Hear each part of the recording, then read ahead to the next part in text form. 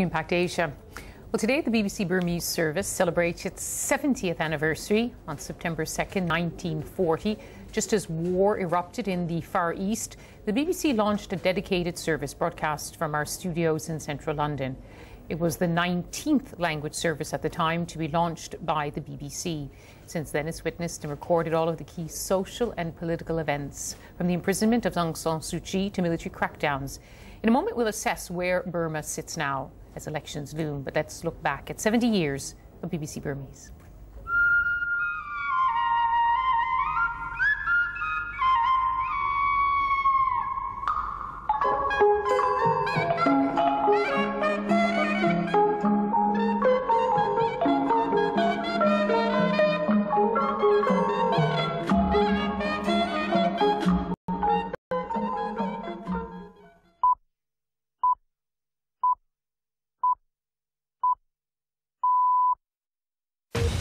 မြန်မာစံတော်ချိန်ည8:15 မိနစ်ရှိပါပြီ။လန်ဒန်မြို့ BBC ကနေညပိုင်းမြန်မာဘာသာအသံလွှင့်အစီအစဉ်တွေစတင်နေပါပြီ။ We have been a lifeline service for the people inside the country, especially when there is a crisis in Burma.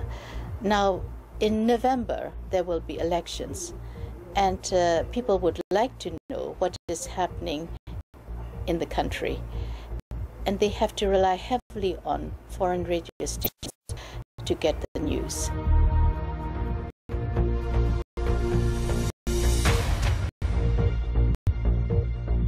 We give a lot of coverage about what was happening inside the country, and as a result, the government was very angry with us, with what we have covered, what we have been putting out.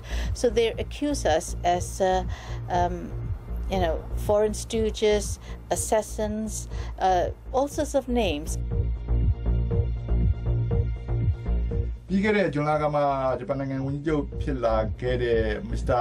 Naoto Kan ဟာသူ့ရဲ့ပါတီအခုအနေနဲ့ကြုံရနိုင်တဲ့ဒေသမှာမြို့၃မြို့ပါဝင်ပါတယ်။ဒီကိစ္စကြောင့်ညီပေးတွေ့နေတဲ့သူတွေအတွက်အစားအစာညီပေးဝေရေးဒီထိုင်စရာလှုပ်ဆောင်ပြီး Happy birthday, Burmese. And joining us here to discuss it is Myo Thein. He's Director of Burma Democratic Concern, also So In Tan from the BBC Burmese. Welcome to both of you. Now, Myo Thein, just tell me what, we don't expect you to say just positive things about BBC Burmese, but as someone who's been fighting for democracy, what role does a broadcaster like BBC Burmese play? Yes, first of all, I would like to say congratulations to the BBC Burmese for the 70th anniversary.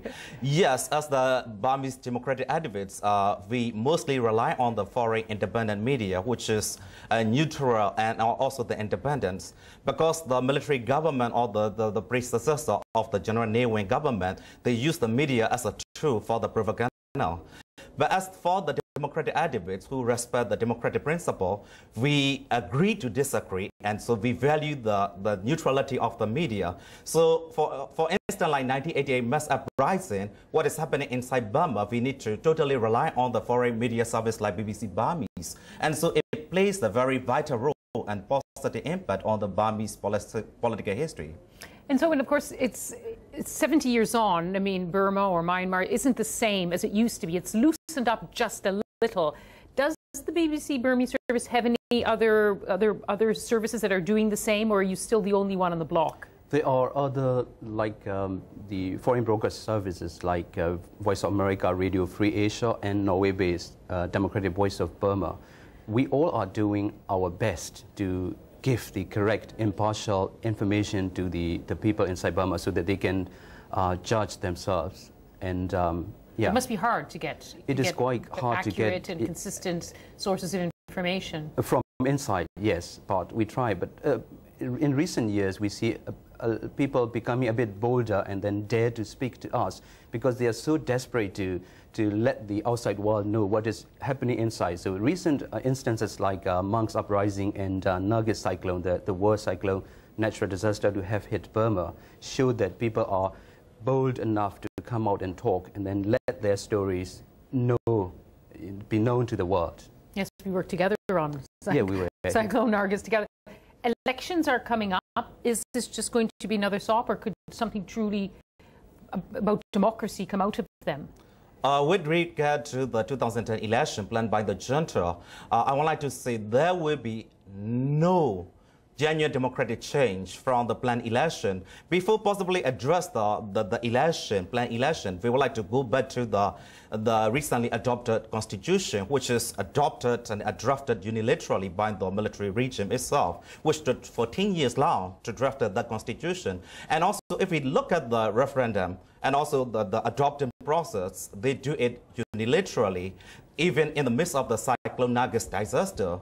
And when we look at the constitution, it is like, the military, it's like that constitution is designed to legitimize the military rule in Burma. If we look at the constitution, 25% of the military seats are reserved for the military personnel, and also the president must have the military background, and also the president also hold the authority, absolute authority to dissolve the parliament at any time. So if we look at that constitution, it is designed to cement the military rule in Burma forever. So we need to declare that constitution as the null and void by the United Nations Security Council. What do you think? So we've seen tiny steps, especially after the cyclone devastated Burma. Can anything at all, I did again this very bleak assessment, anything at all come out of these elections? As Myo Thein just said, that this election is much debated, disputed, because the main opposition party, and not only the main opposition party, those who have initially decided to contest the elections have now withdrawn, because the outcome is almost, the election result is all but won by the military already. But some people, the election, or let's say there's some optimists said that there could be a little bit of the loosening of the grip after the election, hopefully, if not right after the election, but they are looking towards the next 5 years, 10 years down the line. And will you be able to cover those elections as you would like to? We don't know, because this is pretty much depend on the military's whims. Sometimes they would invite us to come to cover their staged, events. But most of the time, then, they wouldn't allow a BBC. I wonder whether they would allow an independent media like us to witness, how they conduct the election, which has already been derided by the international community. Do you despair of any hope of a real opening ever coming?